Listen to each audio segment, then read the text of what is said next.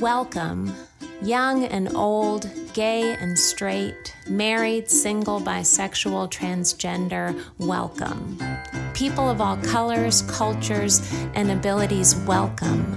Noisy, wiggly babies and children of all ages, welcome. Rich and poor, powerful and weak, believers and questioners and questioning believers, welcome. Welcome, all you who seek God's graceful, open-hearted love and the beautiful new world that love makes possible. Welcome, children of God.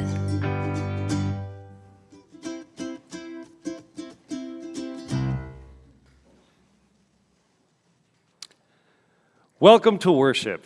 It's like a celebratory day times 3 today, or something like that, because it is Juneteenth, and we celebrate across the world, across the nation, with those who are in parks and celebrations and all of the recognition of the liberation of people from enslavement in this country. And so we celebrate today in our own voice with all who feel a sense of liberation because of it. We also celebrate because it is Pride Month and all of the wonderful activities and experiences that come along with Pride Month and our opportunity to celebrate all expressions and identities and relationships that are blessed by God.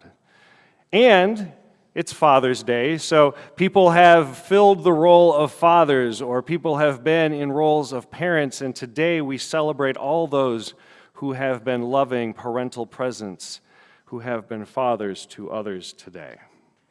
So there's a lot going on. And my name is Pastor Chris Carr. I'm the pastor of youth ministries here at Lake Harriet United Methodist Church. My pronouns are he, him, his. And whether you are worshiping virtually with us online or you are worshiping in person with us today, know that we see you, we love you. You are connected to us as one in the body of Christ. We invite you to take a moment and fill out the digital welcome pad by scanning the QR code either in your bulletin or here on the screen. By filling out the welcome pad, it lets us stay in communication with you. If you are new and looking for more information on the ministries of the church, we can provide those things to you. It also lets us be in prayer for you if there are things that we can lift up on your behalf and be connected to you through. Please take time to fill that out for us, and we will be with you in those moments. As we move into worship today, we are going to start with song, Trust in You. Please rise in body or in spirit.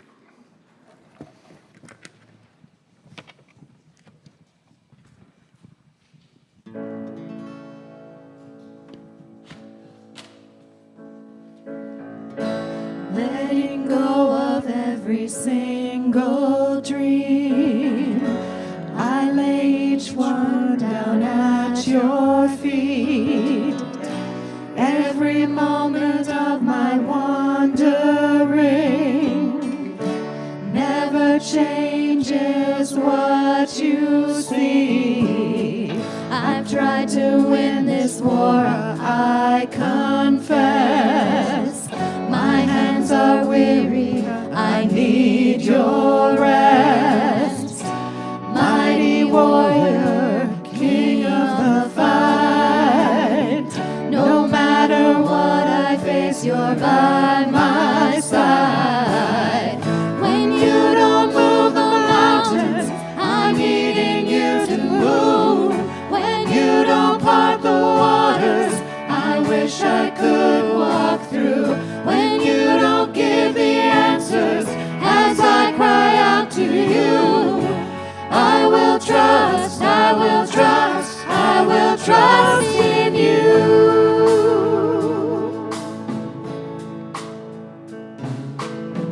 Truth is, you know what tomorrow brings. There's not a day ahead you have not seen. So in all things, be my life and bread. I want what you want, Lord, and nothing less.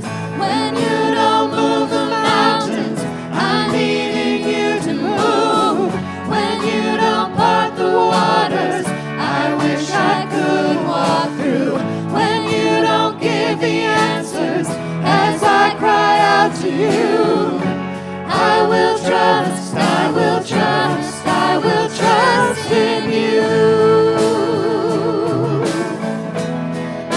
will trust in you.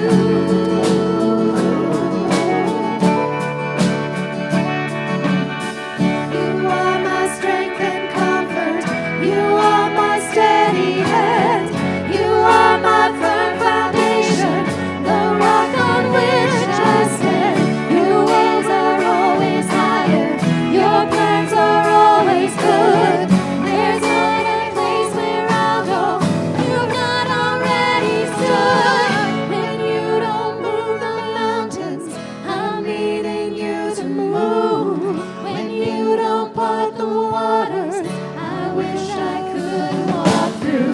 When you don't give me answers as I cry out to you, I will trust, I will trust, I will trust in you.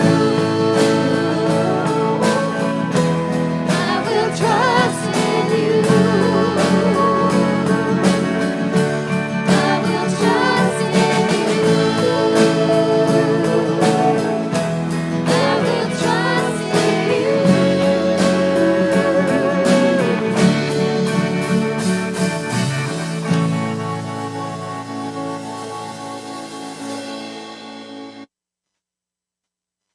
You may be seated unless you feel like joining me, because I'm looking around here and I think it looks like all of my usual suspects, friends, are at home or celebrating with their families of many different things. So I guess you all get to hear me today. And those of you watching online, my name is Ariel Johnson. I use she, her pronouns. I'm the Director of Children and Families Ministries. Now, I'm really excited today because I get to talk a little bit. Last week, I gave a message that was about speaking out and making sure that when you see things that are wrong and unjust, you do something. And I got an opportunity to do that in action yesterday. I was out at Elko Speedway, which was really fun. I was out seeing some biking events that you'll all get to see on July 15th. Mark your calendars. And I saw a friend of mine. They weren't a friend of mine yet, but if you don't know me, I make friends with you really quickly. So if I see you, we're going to be friends. And this friend was dancing. They were just out there, just doing their thing. Must have been maybe somewhere between 10 to 12 years old. And everyone that walked by just gave them this nasty glare. Why are you dancing? Why are you doing this thing? And I was like, well, I like dance parties. So I went over there and I had this dance party, and we were shaking and grooving, and it was awesome. And in that moment, I made a new friend, and later they came up to me and asked if they could give me a big old hug. And they told me, hey, I like your sunglasses. And I was like, thank you, they match your hair and your shoes. So that was awesome, because I got to speak out and see something and make a friend and make a connection in a place where I'm pretty sure they weren't feeling that connection. But today you're going to hear something, a verse from Matthew that is really, really good, and it says, your good deeds must be done in secret. Sometimes you need to speak out and do those things out loud because people need to see them. But there are other times when you need to calm down and just do them quietly. Because Jesus asks us not to, everything should be loud too. There's times when it's good to be loud, but there's times when you should just do the right thing. And I did that later, and I'm not going to talk about it because it was a good moment. And it was a quiet moment, and it was a moment that I can think about and just live in and know, yeah, Jesus was talking to me, and I did not understand what Jesus was saying, but this morning I do.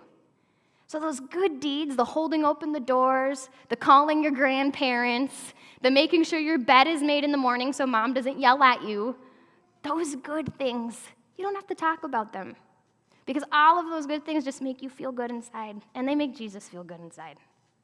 So yes, there's a time to speak out and do cool things, but today you're going to hear about the times when you just do it. You just feel good that you did it. So good job. 1 Kings 19, 10 through 13. Elijah replied, I have been very zealous for Yahweh God omnipotent. The people of Israel have abandoned your covenant, broken down your altars, and put your prophets to death by the sword. I am the only one left, and now they're trying to kill me too. God said, go out and stand on the mountain in the presence of Yahweh, for Yahweh is about to pass by. Then a great, powerful wind tore the mountain apart and shattered the rocks by Yahweh's power. But Yahweh was not the whirlwind. After the wind, there was an earthquake, but Yahweh was not in the earthquake.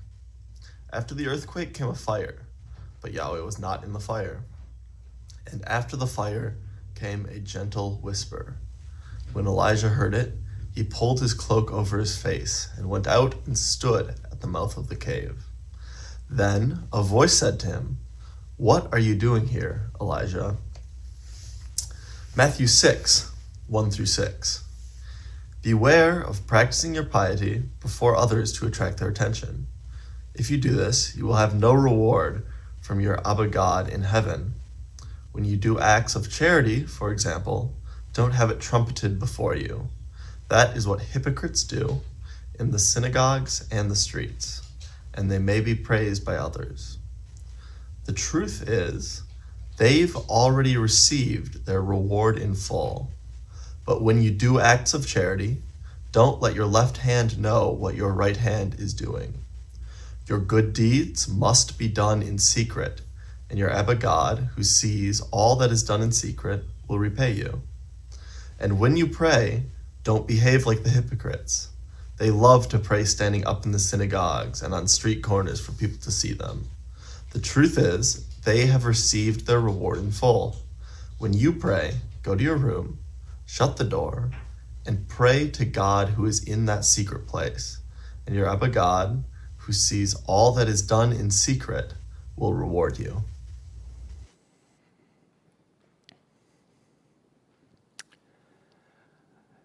So, you may have heard that there was an announcement last week in worship, or received an email, or heard it through word of mouth.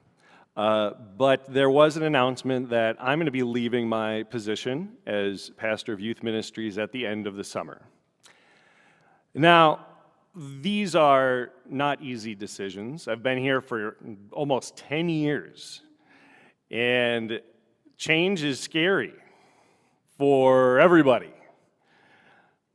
Change is hard. There are risks in these types of changes. And I am just as nervous about what is next as anybody. But as I think about what we are called to be and how our faith drives our steps into the unknown, it's a good place to lean into. I was inspired by the message that Ariel provided us last week in talking about Esther and Vashti and how their actions in the world were very brave and very dangerous. Making very brave and very dangerous decisions, not just on behalf of ourselves, but on behalf of others, it's a big deal. And yet that tends to be where God shows up. Coming from lower status and using power to bring about change and justice for all, as Ariel shared, was a model by which we should follow.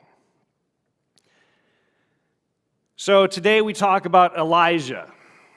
The text from 1 Kings is a story actually that it kind of comes back around on me every several years, and I get to look at it through a different lens. And I, this week, spent some time on the little bit of scripture before it, and it came with a whole new perspective for me. So we have Elijah in the cave, and he is talking to God, and he's talking about how he's persecuted, and people are after him, and he's going to get killed, and how awful things are, and he's here hiding out. And I had forgotten why he was hiding out. So what happens right before this is Elijah is the prophet of Yahweh, or the God as we understand out of the Jewish tradition and into the Christian tradition, Yahweh. And he is kind of put in this position of, against the prophets, of another understanding of God, as they looked at it as a different God named Baal. And it's this weird, competition to see whose God is more powerful. So, my God's more powerful than my God's more powerful than yours. Okay, let's settle this. So they go through a practiced ritual to see which one in their prayers would show up to build a fire on the altar at their sacrifice.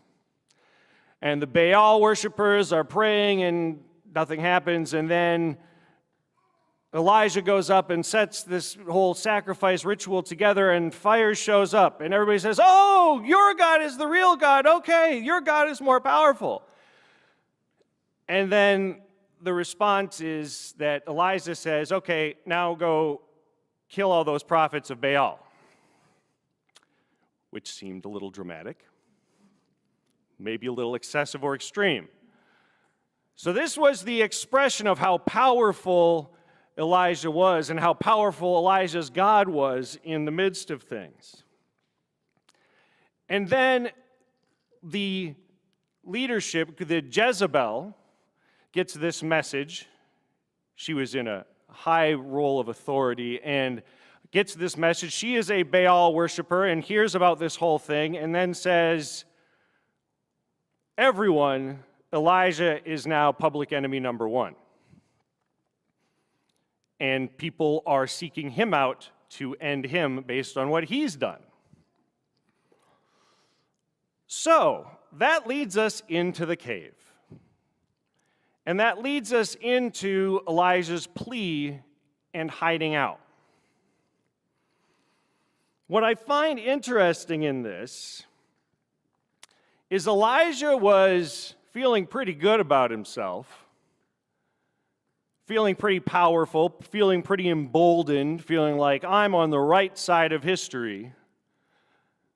I'm in the position of authority. What we can control this. We're going to end the lives of people on the other side. But when there was some pushback, he runs and goes and hides in a cave. And I love that actually at the beginning of this, the first thing that when he gets to the cave and God goes to him and says, what are you doing here, Elijah? And so there's this whole experience of these big expressions of might and power and earthquakes and flames and wind and hurricanes that God is not present in. These big, powerful, strong, very visible, visceral things that we could say, yeah, there's God. God's not in those. But this gentle whisper, and depending on the translation you hear, you've heard it's the sound of silence, actually. The like crushing sound of silence. Gentle whisper, gentle breeze. And in this moment, Elijah covers his face and exits the cave because he experiences the presence of God there. It was in the moment of silence, in the least notable moment, in the least perceived as physical, powerful moment, that God shows up.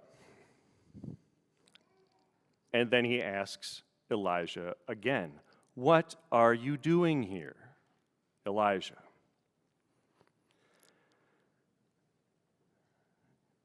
It's easy to see God in those moments where we feel most powerful,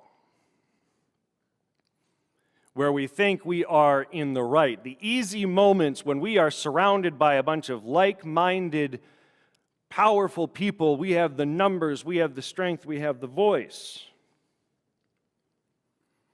It's easy to see God in that. And yet,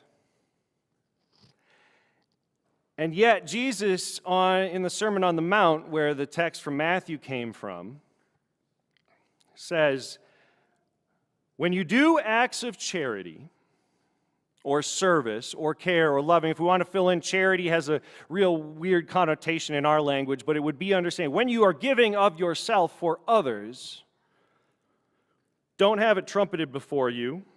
That is what the hypocrites do in the synagogues and the streets, that they may be praised by others. The truth is they've already received their reward. When you do acts of charity, don't let your left hand know what your right hand is doing. Your good deeds must be done in secret.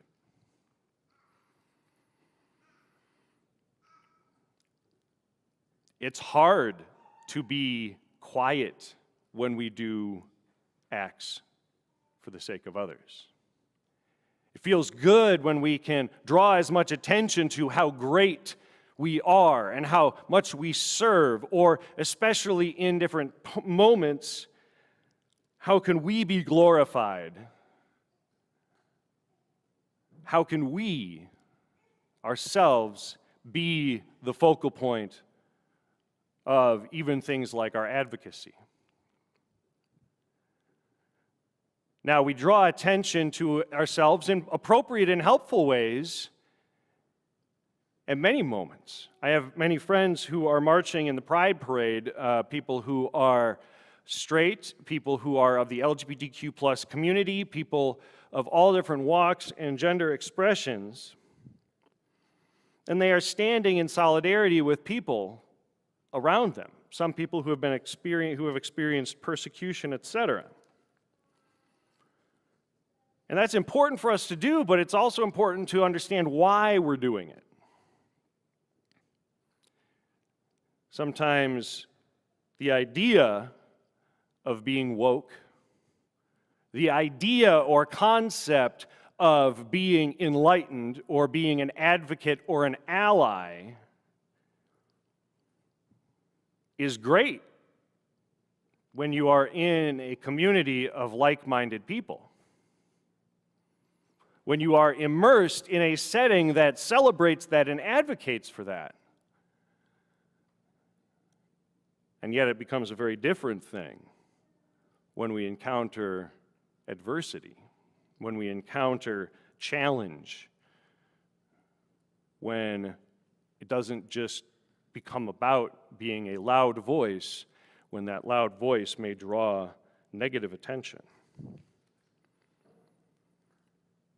Now, it does matter how we represent ourselves to the world. We had a group of youth who were staying overnight here at the church and left this morning before everybody started coming in, and I had a chance to pray with them, and I talked with their adults, and one of the interesting things, they actually left us a very nice little thank you note, as you can see. But one of the things that they said was, and they're from somewhere in between Wichita and Lawrence, Kansas, a smaller community, said, wow, I think it's really cool how inclusive you are. You got the big flag out front, so on and so forth. Goes, yeah, we're trying, but it's a little harder where we come from. Yeah, and I said, thank you. It's something that we own. It's something that we identify as a reconciling community. And for us to be able to express that to the broader communities is important.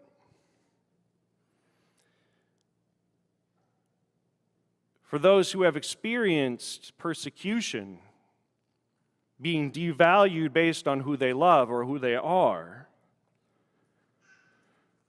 to see those symbols matters. I had talked with a pastor who was unsure about whether they were talking about whether we become reconciling, how do we express that? And well, we are who we are and we can be that. I said, yeah, but you're not necessarily doing it for you all.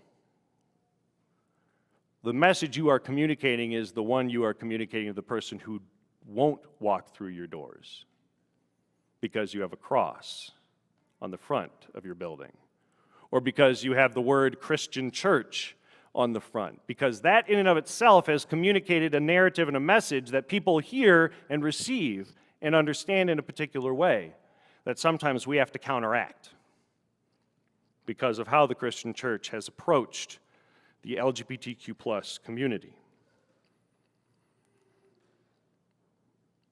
What does it mean to be an ally?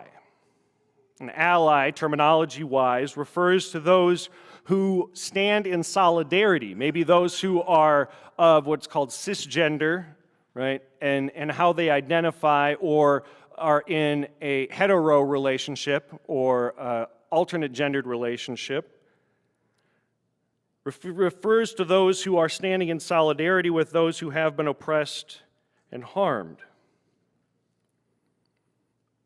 Question is, for us, how far does that allyship go?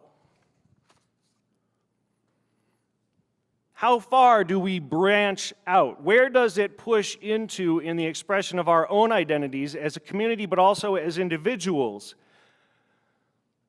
And when we encounter challenge to it,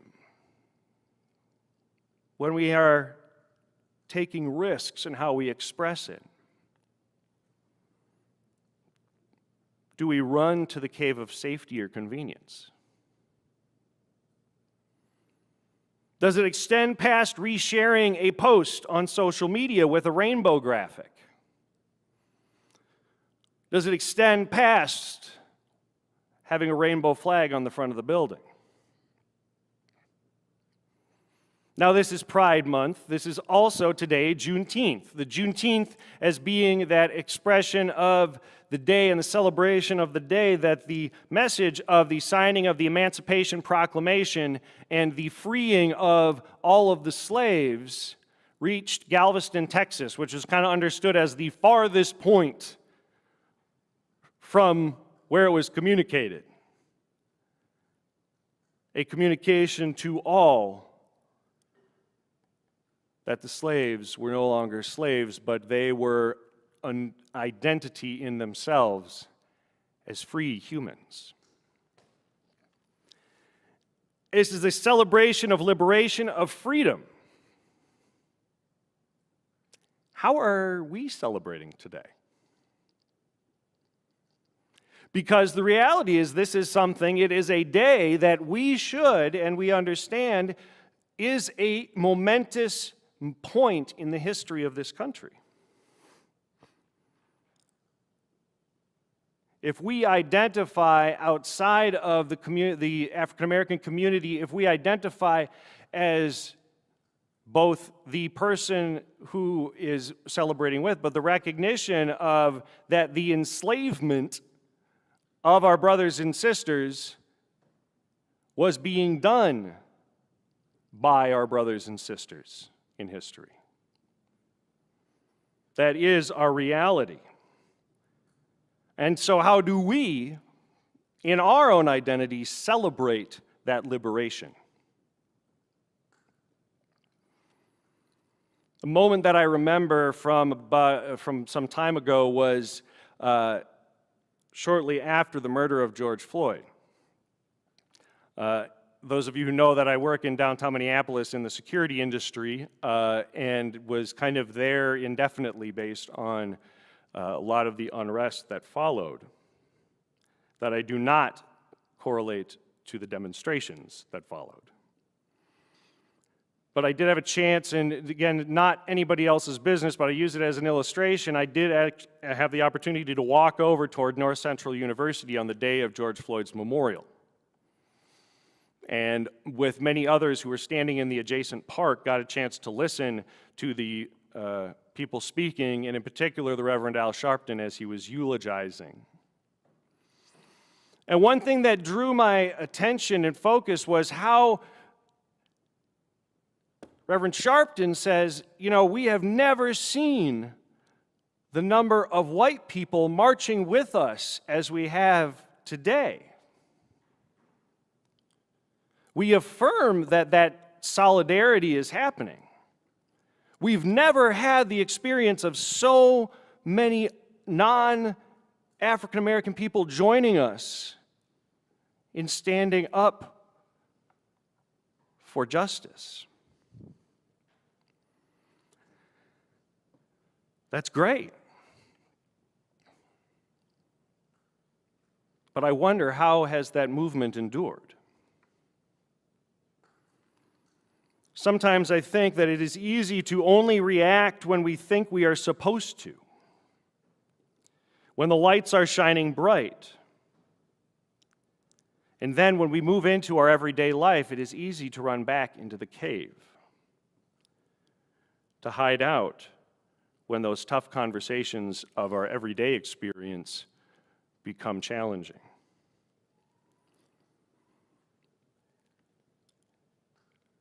Recently in Minnesota here, we had the charter amendment that was considering in response whether or not what structure that public safety would take.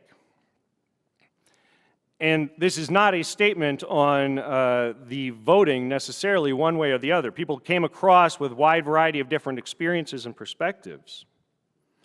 But I give this one piece and as an example that it was voted down in the dissolution of Minneapolis Police Department was voted as a no within that charter, so the charter amendment did not move through. One of the interesting things I looked at statistically in the following days was to see where did the voting percentages end up. What I found interesting was in North Minneapolis, which is in the areas where the most racially diverse areas or high concentrations of the BIPOC community, Black, Indigenous, persons of color, there wasn't one voting precinct that voted yes.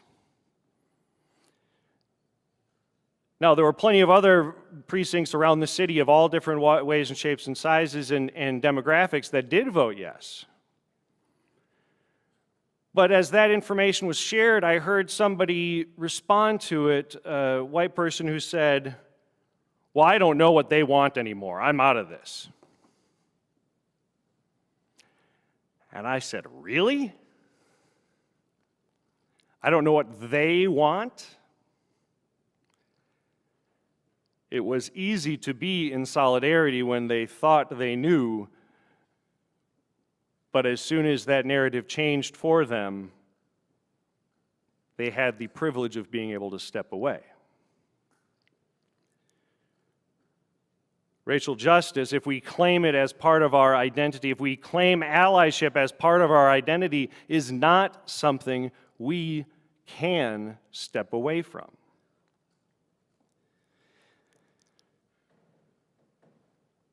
If we are allies, and our allyship is in alignment with our faith,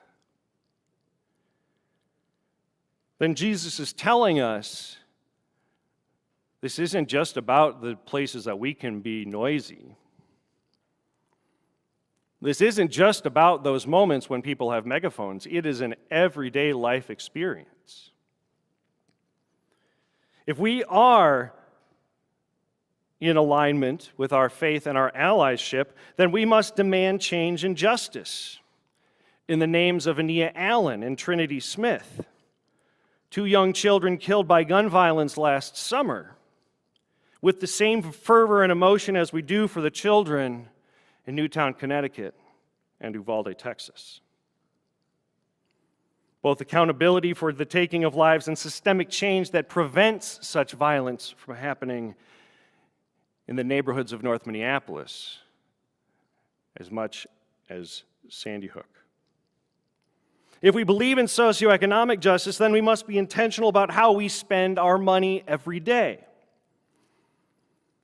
Make choices toward BIPOC-owned and operated businesses, even if it means driving a little farther, taking a risk to go outside of our comfort zone in our geography for the sake of another. If we are in alignment, then we are making investments in Minneapolis public schools in constructive and purposeful ways. Certainly there's financial options, but what does it mean for us to invest as a volunteer? Reading books to kindergartners, tutoring at middle school and high school age students, and maybe doing so in a neighborhood or a demographic context that is different than the one that we experience regularly. If we are celebrating Pride today, then being fervent in our own demands for denominational change. Here in the United Methodist Church, there is a big shift in change and separation that we are in the midst of. So what does it mean for us to stand for the ordination and equal celebration of marriage for the LGBTQ+ community in the United Methodist Church? What does it mean to educate ourselves theologically? So we can communicate how biblically there does not need to be an understood position from Christianity that is condemning of the LGBTQ plus community, that is affirming and lifting up of all expressions of God's creation. Not just about walking in the door of a church on Sunday mornings with a rainbow flag on the front, but wearing that flag on our hearts every day. The hard work comes when the news cameras turn off, when the media cycle changes, when the hashtags of Juneteenth and hashtag Pride stop trending.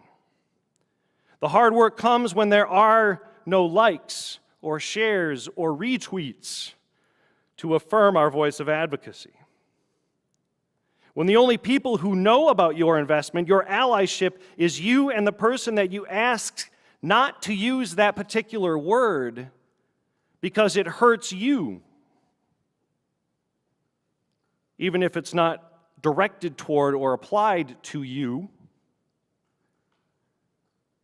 that is God showing up in the gentle whisper. When you actively choose to invest emotionally and spiritually in the lives of young people, in particular students of color, you are a messenger reaching Galveston, Texas, communicating the equal value of all people within the racial mosaic of our country. And doing that in the left hand without the need for affirmation or acclaim by the right hand of the world. That is God showing up. The risk in allyship, it is great. The humble work of aligning our faith and our everyday life takes work. It's hard. And it's not about self-glorifying, and sometimes is messy. It means we have to give things up, like time, like fear, at times even money. But that enduring work, it is bigger than June 19th. It is bigger than a month called Pride, bigger than a season of COVID. It is the everyday existence of our createdness that brings about the change we seek in the world. That, when we are aligned with that, when our allyship is represented in that, that is the silent but transformative loving presence of God in the world. May it be so. Amen. At this time, as we reflect on what does it mean to give of ourselves, to be allies with the world, to celebrate the liberation of all, generosity is a spiritual practice. It puts us in alignment with that of our material and that of our spiritual. So as we consider what it means for us to be a generous people, let us reflect in song.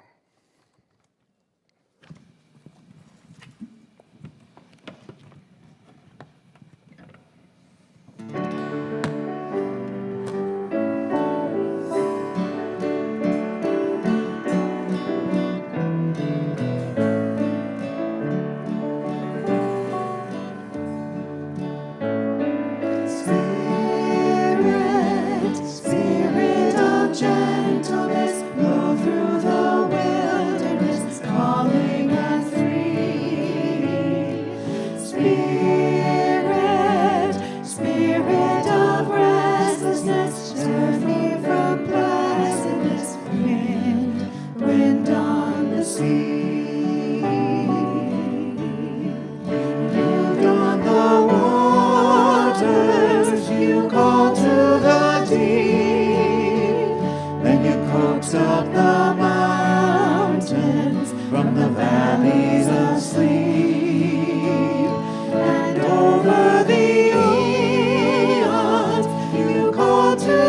each thing. Awake from your slumbers and rise on your wings. You slept through the desert, you stopped with the sand, and you counted your people and the law and the land. And when they were blinded with idols and lies, then you spoke through the prophets to open their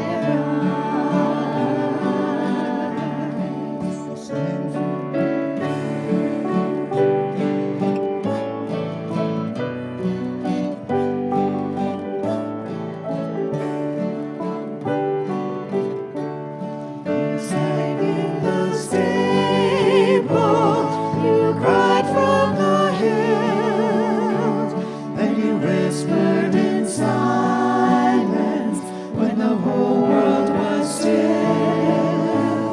And down in the city, you called once again when you blew through your people on the rush of the wind.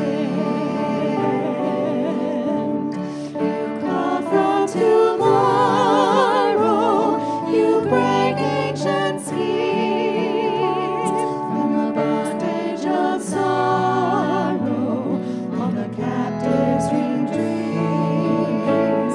Our women see visions, our men clear their eyes with the bold new decisions. Your people arise. Spirit, Spirit of gentleness, flow through the wilderness, calling and free. Spirit, Spirit of restlessness, turn me from pleasantness, wind, wind on the sea.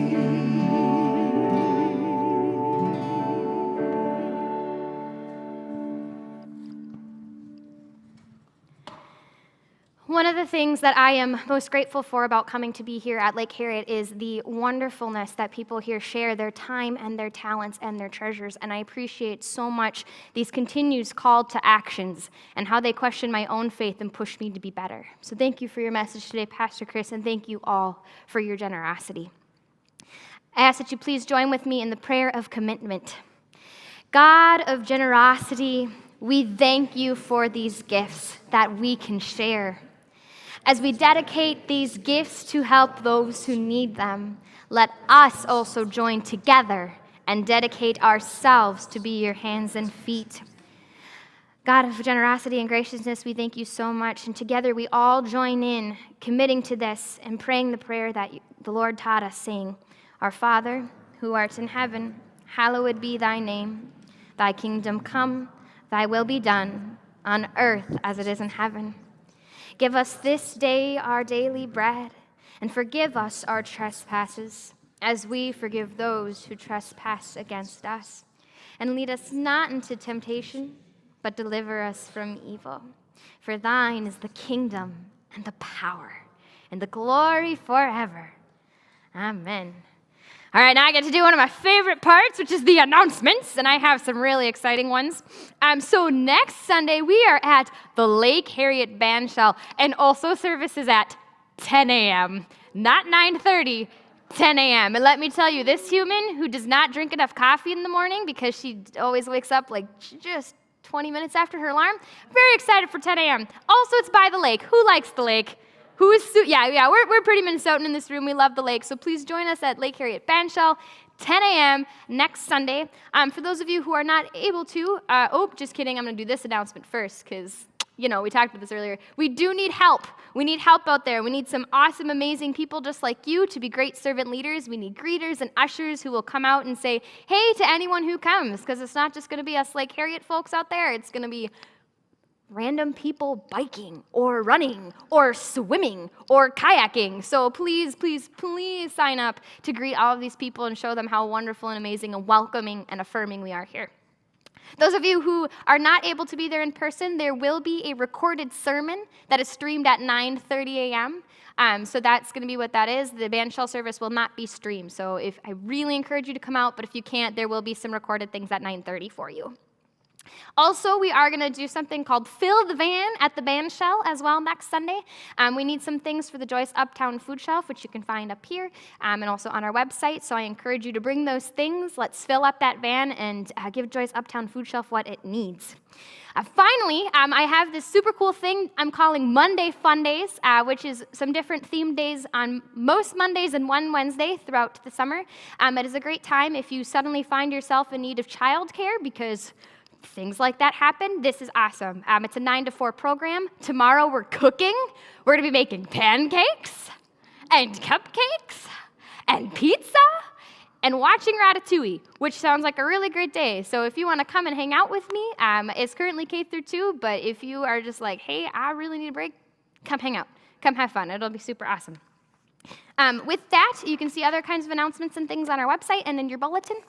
And we're going to go ahead and rise in body and spirit and sing the song Waymaker together.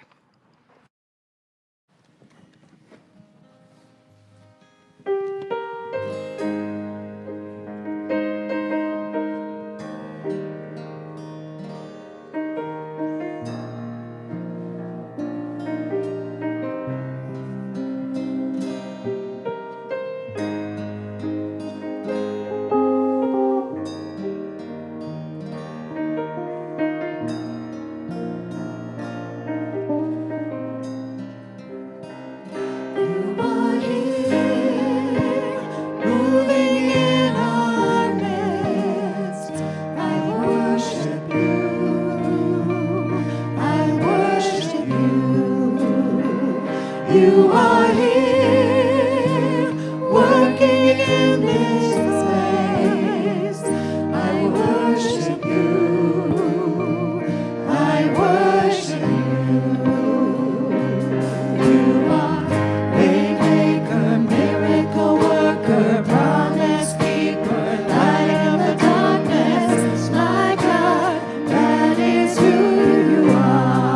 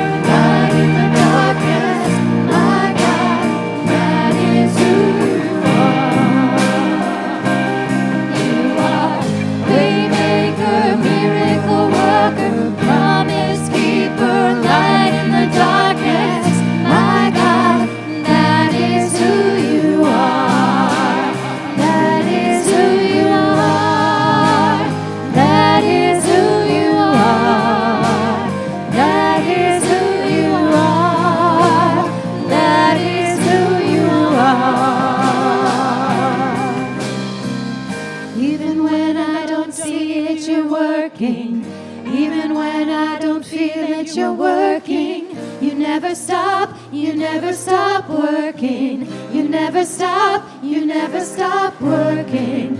Even when I don't see it, you're working. Even when I don't feel it, you're working. You never stop working. You never stop working. Even when I don't see it, you're working.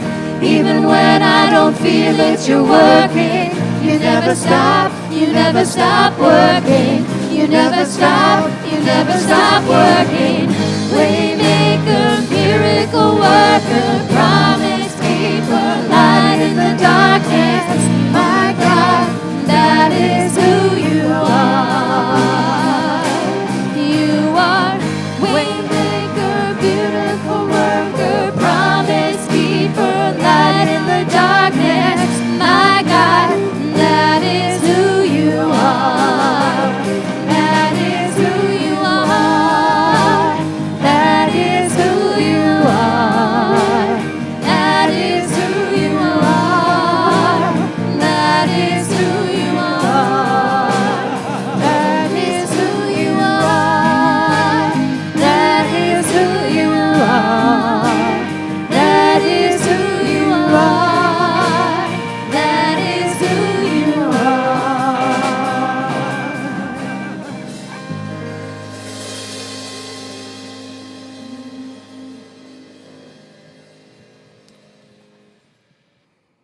Today, I invite you to go forth with a blessing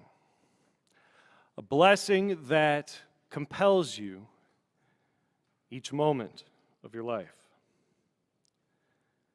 that you may feel and understand and know the loving presence that makes a way. May you be the vehicle of miracles in the lives of others. Even when God feels distant, even when the holy feels inaccessible, when we can't see it or feel it and feel the world is beyond redemption, be that presence for others. And know that we, in the name of Jesus the Christ, who is all that we are called to be, loves you unconditionally. Amen.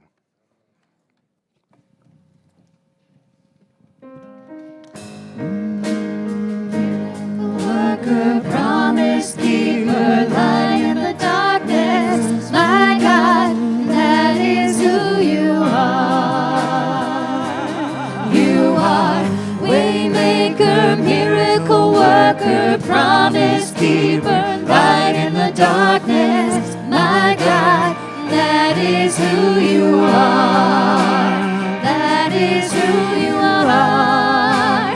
That is who you are. That is who you are. That is who you are. You are waymaker, miracle worker, promise keeper, light in the darkness. My God, that is who you are.